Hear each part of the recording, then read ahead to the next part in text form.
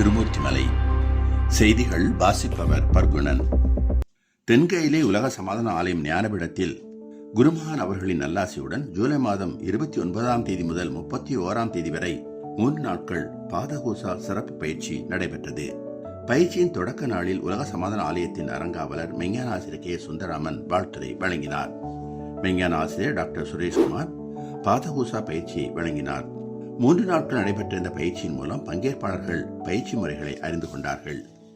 உலக சமாதான ஆலயத்தின் ஒரு அங்கமான தி டிவைன் நர்சரி மற்றும் பிரைமரி பள்ளியில் ஜூலை மாதம் 27ஆம் தேதி அன்று இந்தியாவின் முன்னாள் குடியரசுத் தலைவரும் ஏவுகணை நாயகன் என போற்றப்படுவரும் டாக்டர் APJ அப்துல் கலாம் அவர்களின் நினைவு நாள் சிறப்பாக அனுசரிக்கப்பட்டது. இவ்விழா 1 நிமிட அமைதியுடன் தொடங்கியது. தொடர்ந்து டாக்டர் அப்துல் கலாம் அவர்களின் வாழ்க்கை வரலாறு, எளிமை மற்றும் இளைஞர்களுக்காக அவர் விதைத்த உயரிய கனவுகள் குறித்து நினைவு கூறப்பட்டது.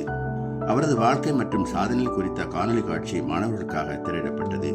அவரது பொன்மொழிகள் மற்றும் அறிவியல் சிந்தனைகள் வெளிப்படுத்தும் மாணவர்களின் படைப்புகள் அனைவரின் பாராட்டையும் பெற்றன. பல்வேறு வகுப்புகளைச் சேர்ந்த மாணவர்கள் டாக்டர் அப்துல் கலாம் அவர்களின் வாழ்க்கை வரலாறு, அறிவியல் கண்டுபிடிப்புகள், நாட்டுப்பற்று, கனவு காண்பதன் மூலம் கல்வியின் அவசியம் குறித்தும் சிறப்புரை ஆற்றினார்கள். அவரது பொன்மொழிகளையும் தன்னம்பிக்கை ஊட்டும் கருத்துக்களையும் மாணவர்கள் எடுத்துரைத்தார்கள். ஆசிரியர்களும் மாணவர்களிடம் உரையாற்றி கனவு காணுங்கள், அந்த கனவுகளை நனவாக்கக்கூடிய உழையுங்கள் என்ற டாக்டர் கலாம் அவர்களின் வாழ்வியல் தத்துவத்தை எடுத்துரைத்து உயர்ந்த லட்சியங்களுடன் வாழ மாணவர்களை ஊக்குவித்தார்கள். இந்நிகழ்ச்சி மாணவர்களிடையே அறிவியல் சிந்தனை, நாட்டுப்பற்று, உயர்ந்த லட்சியங்களை வளர்க்கும் பயனுள்ள நிகழ்வாக அமைந்தது. டாக்டர் அப்துல் கலாம் அவர்களின் திருவுருவ படத்திற்கு பள்ளியின் தலைமை ஆசிரியர், ஆசிரியர்கள் மற்றும் பணியாளர்கள் மலர் தூவி மரியாதை செலுத்தினார்கள். நிறைவாக அவரது எண்ணங்களை பின்பற்றி நல்ல குடிமக்களாகவும் நாட்டின் முன்னேற்றத்திற்கு பங்களிப்பவர்களாகவும் விளங்க அனைவரும் உறுதிமொழி ஏற்றுக்கொண்டார்கள். தேசிய கீதத்துடன் விழா இனிதே நிறைவடைந்தது. ஈரோடு டிவைன் பள்ளியின் 5ஆம் வகுப்பு மாணவர்கள் ஜூலை 29ஆம் தேதி புதன்கிழமை ஈரோடு பள்ளிப்பாளையத்தில் அமைந்துள்ள லக்கியான் நூல் தயாரிப்பு தொழிற்சாலைக்கு கல்வி சுற்றுலா மேற்கொண்டார்கள். தொழிற்சாலை நிர்வாகத்தினர் மாணவர்களை அன்புடன் வரவேற்று நூல் தயாரிப்பு செயல்முறை, தர கட்டுப்பாடு, ஜவுளி தொழிலின் முக்கியத்துவம் குறித்து காணொலி மூலம் விளக்கினார்கள்.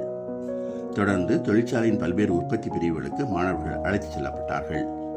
பருத்தி எவ்வாறு நூலாக மாற்றப்படுகிறது, நவீன இயந்திரங்கள் எவ்வாறு செயல்படுகின்றன, பொதியிடும் முறைகள் எவ்வாறு மேற்கொள்ளப்படுகின்றன என்பது குறித்து மாணவர்கள் நேரடியாக அறிந்து கொண்டார்கள்.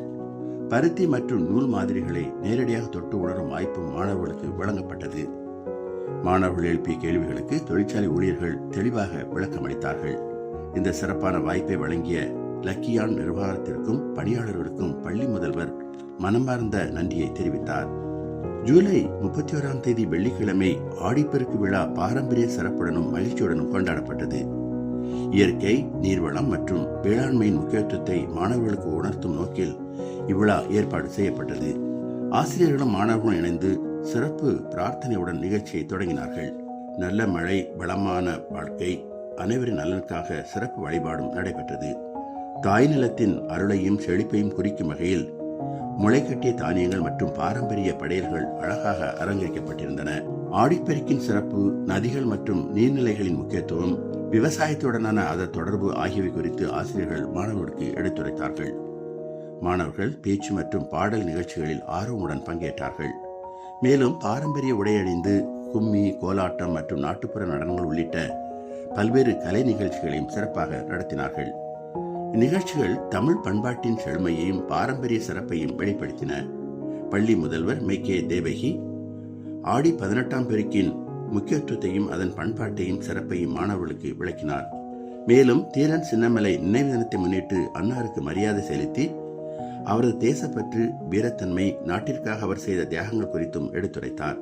பள்ளி நிர்வாகம், ஆசிரியர்கள், மாணவர்கள் மற்றும் பணியாளர்கள் அனைவரின் பங்களிப்புடன் இவ்விழா மகிழ்ச்சியுடனும் பண்பாட்டு பெருமையையும் இணைத்து நிகழ்வாக அமைந்தது. தென்கையிலே உலக சமாதான ஆலயம் ஞானபீடத்தில் மாதந்தோறும் நடைபெற்று வரும் மகாசக்தி யோக பயிற்சியில் மெய்யன்பர்கள் தொடர்ந்து கலந்து கொண்டு பயிற்சிகளை மேற்கொண்டு பயன்பெற்று வருகின்றனர். ஆன்மீக பயிற்சி மற்றும் உள்ளார்ந்த விழிப்புணர்வை வளர்க்கும் வகையில் இந்த மாதாந்திர பயிற்சி தொடர்ந்து நடைபெற்று வருகிறது.